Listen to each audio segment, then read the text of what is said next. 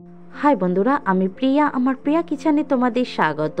আজ তোমাদের করে দেখাবো খুব সহজ পদ্ধতিতে গন্ধরাজ চিকেন। চলো এটা তৈরি করার জন্য সবার প্রথমে এখানে আমি 500 গ্রাম চিকেনকে ভালো করে ধুয়ে নিয়েছি।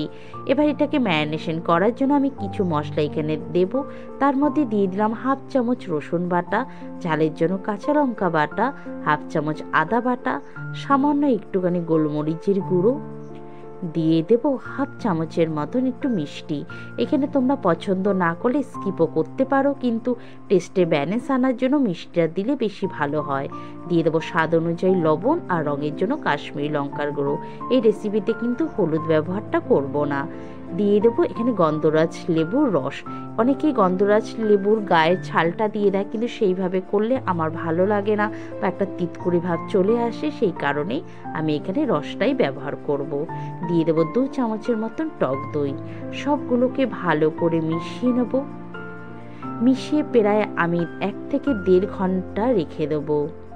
যতক্ষণ রেখে দেওয়া যাবে রেস্টে, তাহলে কি খুব জুসি হবে আর খুব সফটিও হয়ে যায় চিকেন। আমি এটা রেখে দিচ্ছি প্রায় 1.5 ঘন্টার জন্য ফ্রিজে। এবার একটা ফ্রাই প্যানের মধ্যে তেল গরম করে নিয়েছি, দিয়ে দিলাম গরম মশলা ফোড়ন। গরম মশলার মধ্যে এলাচ, লবঙ্গ, দারচিনি। এলাচটা একটু ফাটিয়ে দেবে, দেখবে একটা মিষ্টি গন্ধ বেরিয়ে আসে। দেব একটা বড় আকারে পেঁয়াজ বাটা। এখানে তোমরা বাটার পরিবর্তে কুচিও দিতে পারো, কিন্তু বাটাটা দিলে গ্রেভিটা খুব সুন্দর আসবে। পেঁয়াজটাকে প্রায় 4 থেকে 5 মিনিট খুব ভালো করে ভেজে নেব। যখন দেখবো পেঁয়াজ থেকে একটা হালকা লাল কালার চলে আসছে, তোমরা বুঝতেই পারছো কালারটা কতটা সুন্দর আসছে। এবার আমি এর ভেতরে দিয়ে দেব ম্যারিনেশন করে রাখা চিকেনটা দেওয়ার পরেও আমি এটাকে প্রায় 10 থেকে 12 মিনিট গ্যাস জোরে দিয়ে খুব ভালো করে কষাবো। উল্টে পাল্টে করে কষিয়ে নেব। কষাতে কষাতেই যেন আমাদের চিকেনের যে আদা রসুনটা দিয়েছি তার গন্ধটা যেন বেরিয়ে যায়। যে কোনো চিকেন রেসিপিতে না মশলা যত ভালো কষানো হবে তার টেস্ট হয়ে যায় দ্বিগুণ। আমি বারবার উল্টে পাল্টে মশলাটাকে খুব ভালো করে কষিয়ে নেব।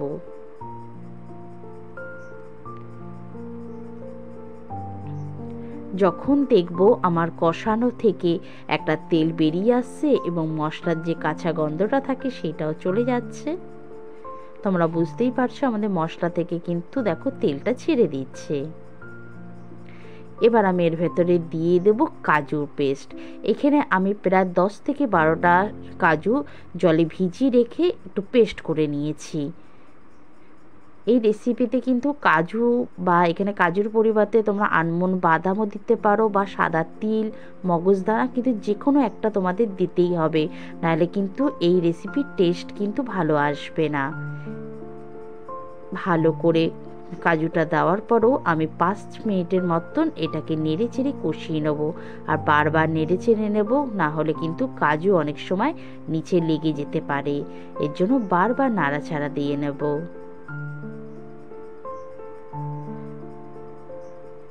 দেখো কতটা সুন্দর কাজুটা দেওয়ার পরেও একটা কি সুন্দর তেল বেরিয়ে আসছে। বারবার একটু নেড়ে ছেড়ে নিচ্ছি।